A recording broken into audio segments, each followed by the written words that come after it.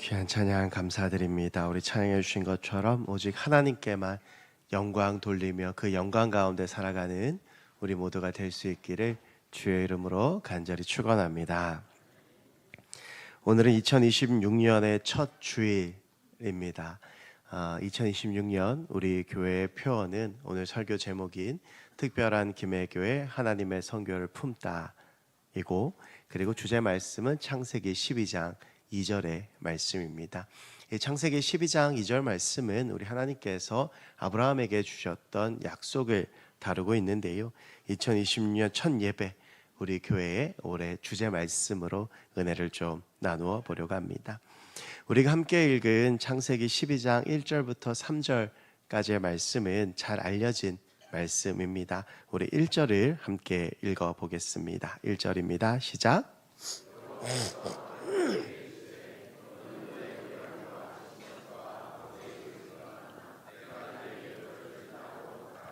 아멘. 어느 날 하나님께서 아브라함은 이제 아브라함의 옛날 이름인데요, 이제 하나님께서 아브라함을 부르시고 그의 이름을 열국의 아비라고 하는 아브라함으로 바꾸어 주셨는데, 이 아브라함이 하란에 거주하고 있을 때에 하나님께서 그 아브라함에게 나타나셔서 내게 보여줄 땅으로 가라 라고 말씀을 하셨습니다. 당시 아브라함의 상황은 이러했습니다. 원래 아브라함은 하란 사람이 아니라 갈대아인의 우르, 그래서 갈대아 우르라고 부르는 그 우르라고 하는 도시에 살았습니다. 이 성경의 갈대아 사람 그러면 이제 바벨론 사람들을 의미를 했는데, 그래서 유대인들의 시각으로 보면 이제 아브라함도 완전한 이방인이라고 할 수 있죠. 11장 31절을 보면 그 갈대아 우르에 살던 그 아브라함과 그의 가족들, 특별히 아버지 데라에게 데라 때부터 아브라함의 여정이 시작된 것으로 보입니다. 그래서 11장 31절을 보면 데라가 그 아들 아브라함과 하란의 아들인 그의 손자 롯과 그의 며느리 아브라함의 아내 사레를 데리고 갈대아인의 우르를 떠나 가나안 땅으로 가고자 하더니 하란에 이르러 거기 거류하였으며 라고 되어져 있습니다. 이제 아버지 데라 때부터 가나안으로 가고자 했지만 가나안 땅에 이르지 못하고 하란에 머무르게 되고, 아버지 데라는 이제 그 하란에서 죽음을 맞이합니다. 아브라함이 하란에서 얼마나 살았는지는 잘 알지 못합니다만, 근데 이제 하란을 떠날 때의 나이가 75세였다라는 것을 봤을 때에는 꽤 늦은 나이에 하란에서 떠났다라고 할 수 있습니다. 이제 75세라고 하는 나이가 요즘으로 치면 어느 정도 되나라고 생각을 해보면, 이제 100세로 해서 기준을 잡아서 이제 75세를 지금으로 바꾸면 계산해 보면 한 41세에서 42세 정도가 됩니다. 이제 40대에 접어들었다라고 하는 건 중년이 되었다라고 하는 것인데, 이제는 새로운 도전보다는 안정적인 곳에 있어서 안정을 취해야 할 때이죠. 그래서 오늘 하나님께서 아브라함에게 하신 이 말씀은 굉장히 순종하기 어려운 명령입니다. 이제 어느 정도 삶을 좀 정리하고 그리고 안정되게 이제 그 삶을 누려야 되는데, 그곳을 하나님께서 떠나라고 말씀하시는데, 그런데 이 창세기 말씀을 보면 12장 5절 단 한 절의 말씀으로 아브라함이 가나안으로 거주하는 장면이 나오게 됩니다. 그만큼 아브라함이 하나님의 말씀에 즉각적으로 순종했다 라고 하는 것이죠. 그래서 우리가 아브라함 그러면 순종을 가장 먼저 떠올리고, 그리고 아브라함을 믿음의 조상으로 또 생각하기도 합니다. 그런데 오늘 본문이 이제 아브라함의 순종에 주로 초점이 맞추어져 있는데요, 저는 오늘 이 본문에 대해서 다른 시각으로 한 가지 질문을 하고 싶습니다. 하나님께서는 우리의 상황과 형편을 다 아시는 주님이십니다. 아브라함의 나이도 알고 계셨고, 그가 이 곳을 떠나서 가나안으로 가기가 그렇게 쉽지 않은 상황이다 라고 하는 것도 아셨을 텐데, 하나님께서 왜 아브라함에게 가나안으로 가라 라고 말씀하셨을까입니다. 아브라함은 하란에서 이미 정착해서 살고 있었습니다. 그리고 후에 보면 그의 삶은 이제 가나안에서의 삶이 하란에서의 삶보다 훨씬 더 고단한 삶이었습니다. 쉴 새 없이 이주했고 다툼에 끝도 없이 휘말렸으며 아내를 2번이나 빼앗길 뻔했고, 사라를 장래한 막벨라구를 제외하고는 이 가나안에 단 한 평도 얻지를 못했습니다. 그래서 가나안으로 갔다고 해서 아브라함의 삶이 더 좋아진 것은 아니었습니다. 그래서 우리는 아브라함의 순종에 초점을 맞추는 경우가 많이 있습니다. 물론 하나님의 말씀에 순종하며 그러한 삶을 살아낸 아브라함의 믿음과 순종은 참 대단합니다. 그런데 오늘 이 말씀 가운데에서 하나님께서 아브라함에게 주신 은혜에 우리가 주목할 필요가 있습니다. 하나님은 아브라함에게 1절의 명령을 하셔서 가나안으로 가라고 하신 다음에 한 가지 약속을 하십니다. 그것이 2절인데요. 우리 주제 말씀이기도 해서 우리 2절 말씀 같이 한번 또 읽어보겠습니다. 시작.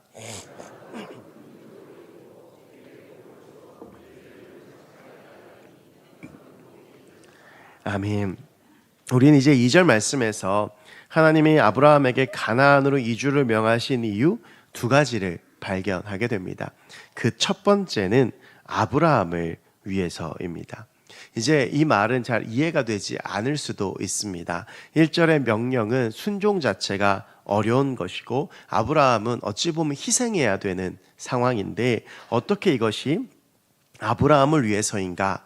어떻게 이것이 아브라함에게 복이 될 수 있는가? 라고 하는 질문을 할 수 있죠. 우리는 이 질문에 대답하기 위해서는 아브라함이 처한 상황을 한번 살펴봐야 합니다. 먼저 지금 하란은 원래 가고자 했던 목적지가 아니었습니다.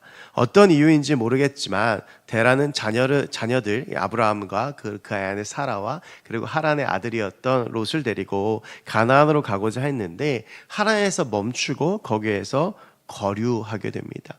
성경에서 왜 데라가 이제 갈대아 우르를 떠나서 가나안으로 가려고 했는지에 대해서 명확하게 알려주고 있진 않으나 말씀으로 추측해 볼 수 있습니다. 11장 28절을 보면 하란은 그 아비 데라보다 먼저 고향 갈대아인의 우르에서 죽었더라. 이 데라에게는 아들이 셋이 있습니다. 하란과 나홀과 아브라함 이렇게 아들 셋이 있는데요. 이들 중에서 보통은 하란을 장자, 가장 첫 번째 아들이라고 추측을 합니다. 그러니까 이 말대로라고 한다면 이제 데라가 갈대아인의 우르에서 큰 아들을 잊어버린 것이죠. 여러분 이 당시에는 지금도 이제 장자 그러면 조금 이제 의미가 있겠습니다만 이 당시에는 장자 그러면 사실은 엄청난 의미가 있었습니다. 아버지에게 있어서는 전부 다 마찬가지였고 그 집안의 상속자였고 그래서 이 장자가 차지한 의미는 상당했었는데 데라가 갈대아인의 우르에서 그 장자를 잃었다라고 하는 것입니다. 그러면서 아마도 그 슬픔의 땅을 벗어나고자 가나안으로 떠나지 않았을까라고 추측해 볼 수 있죠. 그런데 그렇게 떠났던 가나안으로의 여정을 끝까지 마무리 짓지 못하고 아브라함과 데라는 하란에 머물게 됩니다. 그러니 여러분이 하란에 있는 데라의 심정이 어떠하겠습니까? 아들을 잃어버리고 하란까지 왔는데 이 하란에서 더 이상 나아가지 못하고 거기에서 머물러 있는 데라와 아브라함은 철저히 실패의 자리 가운데 있다라고 할 수 있습니다. 우리가 가고자 하는 길이 있어 그 목적한 길이 있는데 거기까지 가지 못하고 중간에 머물렀다라고 하는 것은 좌절과 실패를 의미하죠. 더군다나 이 데라에게는 큰아들을 잃어버린 아브라함에겐 형을 잃어버린 슬픔이 그대로 있었습니다. 그런데 오늘 하나님께서는요 그 실패의 자리 가운데 있는 그 아브라함에게 너 이제 떠나라 라고 말씀하십니다. 그 실패의 자리에서 일어나라 라고 하는 것이죠. 그러면서 하나님께서 아브라함에게 한 가지의 약속을 하십니다. 내가 너로 큰 민족을 이루게 하겠다. 여러분 그런데 이 말씀은 하나님께서 창세기에서 아브라함에게 지속해서 하시는 말씀이기도 한데 이 말씀이 아브라함의 입장에서는 참 믿기가 어려운 말씀입니다. 아브라함이 하란을 떠날 때 나이가 75세, 그러니까 2절의 말씀을 주실 때 나이가 75세였기 때문인데요. 아브라함은 75세가 될 때까지 아들이 없었습니다. 이때 아브라함의 심정과 마음이 어땠는지를 우리는 이 앞선 11장 10절부터 26절에 나오는 이 족보를 통해서 좀 알 수가 있습니다. 이 11장 10절부터 26절은 이 노아의 아들인 셈으로부터 그리고 아브라함까지 이르는 족보에 대해서 기록을 하고 있는데 재미있는 것은 이 족보는 첫째 아이를 얻은 나이를 기록하고 있다라고 하는 겁니다. 셈은 이 홍수 이후에 아이를 낳았으니까 셈은 제외하고 그 아들 아르박삿부터 데라의 아버지 나홀까지 이제 첫째 아이를 출산한 그 나이를 다 따져서 제가 굳이 또 평균을 내봤거든요. 평균을 내서 계산을 하니까 31.4세입니다. 그러니까 30대 초반이면 첫 아이를 얻었다라고 하는 거죠. 그런데 26절을 보면 재미있는 말씀이 있습니다. 11장 26절인데 데라는 70세에 아브라함과 나홀과 하란을 낳았더라. 이거는 70세에 이 셋을 다 낳았다는 얘기가 아니고 70세 중에 첫째를 낳았다는 겁니다. 여러분, 그러니까 데라의 아버지 나홀까지는 30대 초반에 아이를 낳았는데 데라는 70세가 되어서야 늦둥이를 낳았다라고 하는 것이죠. 근데 이게 왜 중요하냐 하면 바로 이 70이라고 하는 숫자가 아브라함의 신앙의 마지노선이라는 것입니다. 무슨 의미냐면 이런 것입니다. 여러분, 결혼을 하면 당연히 누구나 아이를 기다립니다. 특별히 당시에 자녀는 상속자를 의미했고 이 자녀는 뭐 재산 그리고 그 부모의 어떤 권세 이런 것들을 다 의미했죠. 우리가 지금은 우리의 사회가 저출산에 시달리고 있지만 불과 몇십 년 전만 하더라도 자녀를 많이 낳는 것이 미덕이었던 적이 있지 않습니까? 그러니까 자녀를 못 낳으면 이렇게 뭐 박대받고 이랬던 역사들이 있습니다. 아브라함이요, 결혼을 했는데 수년이 지나도록 아이가 생기지를 않습니다. 보통은 이 아브라함의 그 할아버지 때까지는 30대 초반까지 아이를 낳았으니까 평균치라고 하는 게 우리도 이제 삶 가운데에서 보통 아이를 낳는 구간을 설정을 하죠. 그래서 뭐 결혼을 해서 뭐 30부터 40까지 뭐 어쨌든 우리가 이렇게 주로 생산하게 되는 그런 이제 나이를 설정하게 되는데 아브라함에게 있어서 이 30대 초반이면 우리 선조들이 다 아이를 낳았기 때문에 그때가 되면 당연히 자기도 자녀를 낳을 수 있을 것이라고 생각했겠죠. 그런데 30이 지나도 아이가 생기지 않습니다. 40이 되고 50이 돼도 아이가 생기지 않는데 그래도 아브라함에게는 한 줄기 희망이 있었습니다. 왜냐하면 아버지 데라는 70의 형을 낳았거든요. 그러니까 70까지는 기다릴 수 있는 거예요. 아버지 데라는 70의 아이를 낳았으니까 아브라함도 조금 나이가 지체되더라도 우리 아버지도 70에 낳았는데 나도 그때 낳을 수 있겠지라는 생각이 되었는데 오늘 이 말씀이 주어질 때가 70에서도 5년이 더 지난 다음입니다. 그러니까 70까지는 어떻게든 버텨왔을 아브라함이었을 텐데 그 신앙의 마지노선이 무너지지 않았을까. 이젠 정말 아이가 안 생기나 보다. 이제 정말 틀렸나 보다. 아브라함은 어쩌면 깊은 절망과 실패감과 자괴감 가운데 들어갔을 겁니다. 남들 다 아는데 나는 못한다라고 하는 자괴감, 그리고 내 상속자가 없다라고 하는 그 마음은 아마 이루 말할 수 없었겠죠. 여러분, 그런데 그렇게 자괴감에 빠져 실패의 자리에 빠져 절망하고 있는 아브라함에게 하나님이 찾아오십니다. 그러면서 말씀하십니다. 너 지금 여기에서 멈추었던 그 여정 다시 시작해라. 그 실패의 자리에서 다시 일어나라. 그리고 너 거기에 가고 순종하면 내가 너로 큰 민족을 이루게 하겠다. 하나님은 아브라함에게 절망하지 말고 포기하지 말고 내가 너와 함께 할 것이니 이 여정을 함께 가자라고 말씀하십니다. 이미 모든 기대가 다 무너져버린 그에게 아니, 내가 너에게 줄 거야. 아니, 너 끝난 거 아니야. 너 실패한 거 아니야. 너 그 자리에서 일어나서 나와 같이 가면 너를 통해서 내가 큰 민족을 이룰 거야 라고 약속하시는 겁니다. 여러분, 성경의 내용은 모두 이 약속의 근거에서 이야기가 전개되고 있습니다. 오늘 하나님의 명령은 매우 순종하기 어려운 명령인 것처럼 보였지만 아브라함에게는 새로운 희망이었습니다. 하나님에서 절망하며 하루하루 괴롭게 살았을 아브라함에게 하나님은 새로운 삶의 길을 열어주신 겁니다. 아브라함은 하나님의 말씀대로 그분을 바라보며 자기 삶의 자리에서 일어나 그 말씀에 순종했고, 그래서 그 길 끝에서 하나님께서 그의 나이 100세에 이삭을 주셨고, 이삭으로부터 야곱이, 야곱으로부터 유다가, 그리고 그의 족보에서 예수가 태어나며 정말 하나님께서 이 약속을 그대로 이루어 주셨던 것이죠.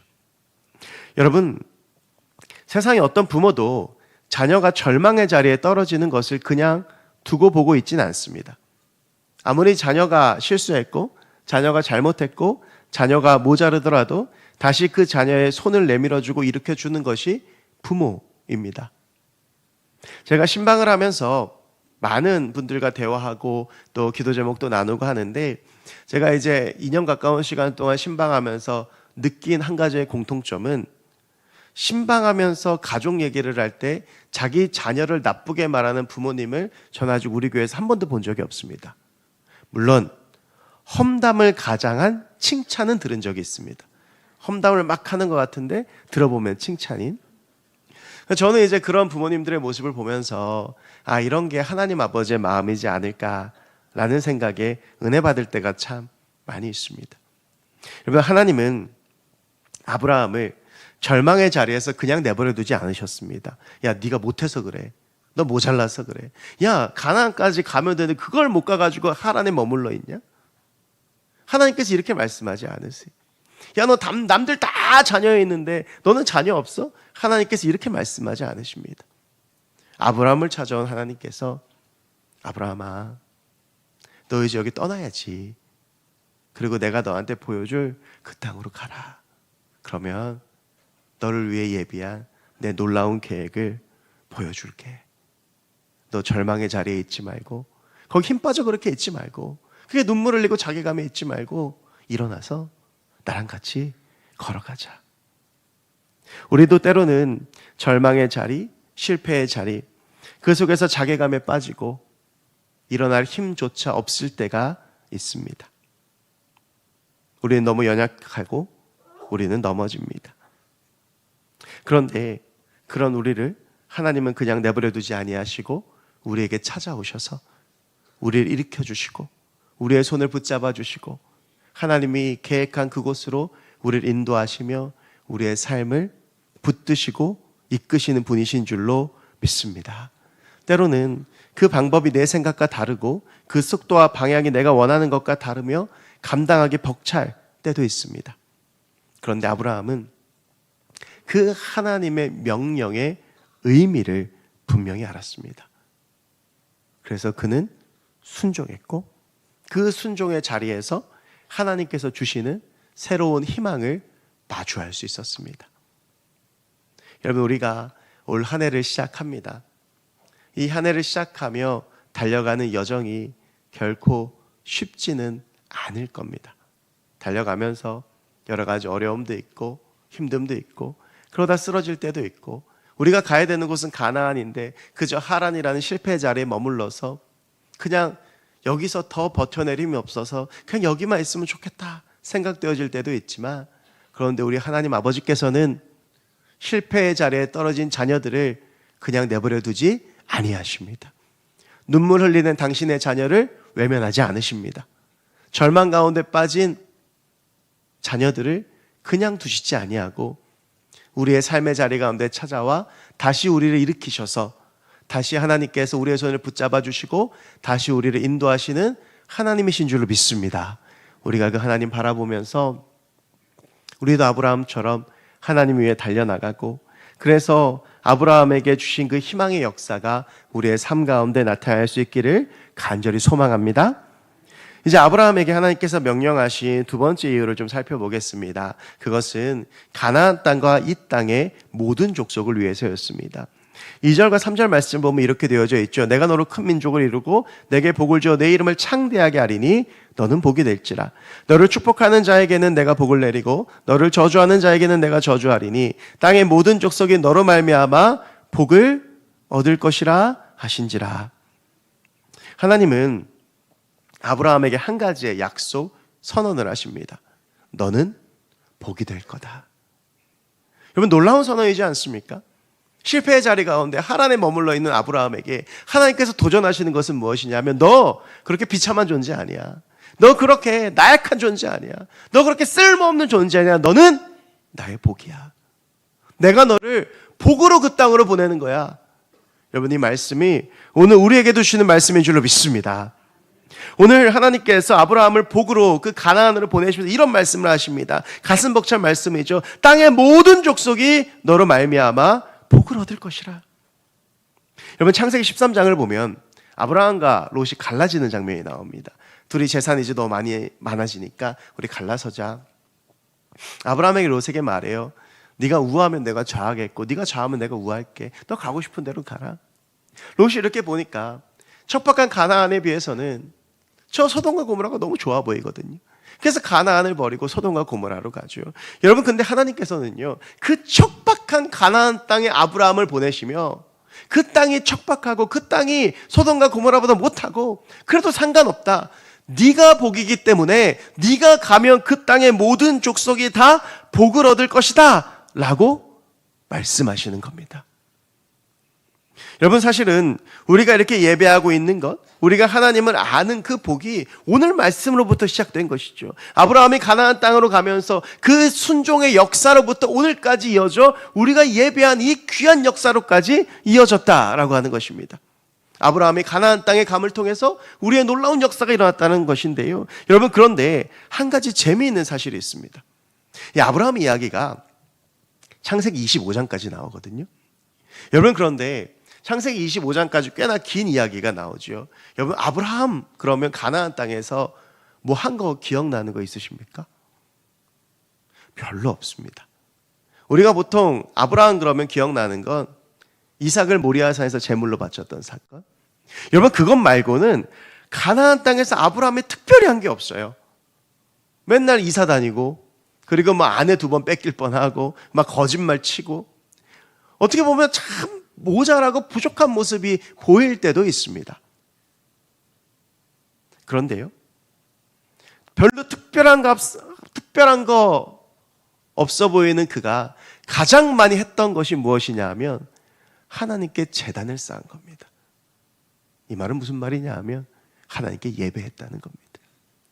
대단한 일, 뭐 엄청난 일, 뭐 기록될 만한 일, 그런 것들은 하지 못했지만 아브라함은 가나안 땅에서 예배자로 살았습니다. 정착할 데 없어서 땅 한 평 가지지 못했지만 그는 어디로 가든지 하나님께 제단을 쌓았고, 어디로 가든지 하나님께 예배했고, 어디로 가든지 하나님을 바라보며 살았고, 그는 가나안 땅에서 그런 예배자로서의 삶을 살아냈다라고 하는 겁니다. 하나님께서 할례를 명하시니 할례를 행합니다. 하나님께서 11조를 명하시니 11조를 합니다. 그는 하나님의 예배자로서 하나님께 드려야 될 것들을 드리며 자신의 삶을 다해서 예배자로 살아냈고, 하나님은 그렇게 예배자로 살아내는 아브라함을 통해서 가나안 땅을 변화시키시고 그 땅으로부터 놀라운 축복의 역사들을 지금까지 이루고 계신다라고 하는 것이죠. 여러분, 우리가 대단한 것, 많은 것을 할 필요가 없습니다. 우리는 그러한 욕심들을 가지죠. 우리가 대단한 것을 하고 싶고 많은 것을 하고 싶고 하나님 나라에서 많은 것을 하고 싶지만 우리가 할 수 있는 최고는요, 하나님께 예배하는 예배자로 사는 겁니다. 하나님께서 부르신 나의 삶의 자리에서 하나님께 제단을 쌓고, 그것이 가정이든 직장이든 학교든 하나님께서 나를 보내신 그곳에서 하나님께 제단을 쌓고 하나님께 예배하고 하나님께 나아가고 예배자로서 살아갈 때에 그런 하나님께 예배드리는 나의 삶을 통해서 하나님께서 내게 주신 복이 흘러가게 되더라고 하는 것이죠. 우리가 선교에 대해서 가지는 큰 오해가 하나 있습니다. 선교는 무언가를 하는 구체적인 행위를 특정하는 것이 아닙니다. 우리가 작년에 베트남 단기 선교도 갔다 오고 곡성 단기 선교도 갔다 오고 지금 이제 곧 뭐 베트남 선교 준비하고 있고, 그리고 많은 선교지들을 후원하지만 이건 그 선교의 극히 일부입니다. 이번 선교의 본질은 뭐냐 하면 내가 하나님의 복음으로 하나님이 나를 보내신 자리에서 아브라함처럼 살아내는 겁니다. 그래서 그런 나를 통해서 하나님의 복이 흘러가서 그 땅의 모든 족속이 주께 돌아오게 되는 것. 여러분, 그걸 우리가 선교라고 부릅니다. 그래서 선교학에서는 선교는 doing이 아니라 being이다라는 말을 많이 합니다. 내가 어떻게 존재하는지에 따라서 어떠한 역사가 일어날지가 결정이 되는 것이죠. 대단한 능력 없어도 됩니다. 대단한 힘 없어도 됩니다. 우리가 그저 하나님을 바라보고 예배하면 우리의 삶을 쓰시는 주님께서 그런 나의 삶을 통해 하나님의 복을 흘러가게 하시고 하나님의 역사를 이루어 주신다라고 하는 것입니다.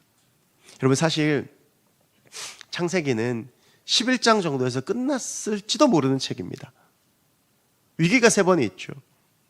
아담과 하와가 하나님이 하지 말라는 짓을 해가지고 에덴 동산에 쫓겨납니다. 인간의 역사는 사실 거기서 끝날 수 있었어요. 그런데 하나님께서 기회를 주시죠. 그럼 좀 잘 살아야 되는데 이들이 또 죄 가운데 살아가다가 노아의 홍수로 하나님께 세상을 심판하시죠. 그럼 또 다시 잘 살아야 되는데, 그러다 바벨탑을 쌓아가지고 땅이 찢어집니다. 언어가 달라집니다. 그쯤 되면 우리나라 옛말에도 3세번이라고 했는데, 이쯤 되면 하나님 포기하실 만한데, 그 바벨탑 사건이 끝나고 나서 하나님께서 하신 일이 아브라함을 부르신 겁니다. 너 이 땅 가운데 내 복으로 좀 살아라. 너 그렇게 살아내면 너 통해서 내가 역사할 거다. 여러분, 우리가 하나님의 일과 내 일을 정확하게 구분해야 됩니다. 하나님이 하시는 일과 내가 하는 일이 다른데요, 우리는 하나님의 일을 할 수 없습니다. 그래서 우리가 할 건 그저 하나님 앞에 기도하고 순종하고 예배자로 살아가고 하나님 앞에 서는 것입니다. 여러분, 그럴 때 아무것도 아닌 나를 우리 주님께서 쓰셔서 하나님의 놀라운 은혜들을 우리의 삶 가운데 부어오실 줄로 믿습니다. 사랑하는 여러분, 이제 2026년이 시작합니다. 2026년 하나님께서는 또 연약하고 부족한 우리를 불러주셨습니다. 그런 우리가 하나님 바라보면서 하나님의 은혜로 살아가는 저 여러분들이 됐으면 좋겠습니다. 우리의 삶의 자리가 어디든지 간에 그곳에 하나님께 제단을 쌓고 하나님 바라보고 하나님께 예배하고 주 앞에 나아갈 때 하나님께서 그런 우리를 통해서 하나님의 놀라운 역사를 이루어 가시고, 우리가 그렇게 하나님의 복으로 온전히 존재할 때 우리를 통해 이 땅의 모든 족속이 주께 돌아오는 그 귀한 역사가 우리의 삶 가운데 나타날 줄로 믿습니다. 우리 예배자로 살아내는 주의 백성들이 됐으면 좋겠습니다. 실패자에서 일어나 그런 나를 구원하신 주님을 바라보며 그 길 따라가는 저와 여러분들이 됐으면 좋겠습니다. 우리가 그렇게 살아갈 때 하나님께서 올 한 해 우리 김해교회를, 저와 여러분들을 놀랍게 쓰시고 우리를 통해서 하나님의 귀한 일들을 행하실 줄로 믿습니다. 우리 그 주님 바라보며 나아가 승리하는 주의 백성들 될 수 있기를 주의 이름으로 축원합니다. 기도하겠습니다. 하나님 감사합니다. 오늘 이 아브라함에게 주셨던 이 말씀을 통해 우리가 하나님께서 주신 은혜를 나눕니다. 하나님, 연약하고 부족한 우리이지만 주님께서 일으켜 세워서 여기까지 인도하셨습니다. 하나님, 우리가 그 주님 바라보며 주 앞에 제단 쌓으며 하나님의 사람으로 살아가게 하여 주옵시고, 그런 우리를 통해서 우리 주님께서 우리 가운데 주시는 놀라운 은혜와 복이 흘러가도록 하나님 함께하여 주시옵소서. 오늘 우리와 함께 하시고 지켜주시고 인도하실 주님을 믿사오며 이 모든 말씀 우리 주 예수 그리스도의 이름으로 기도하옵나이다. 아멘.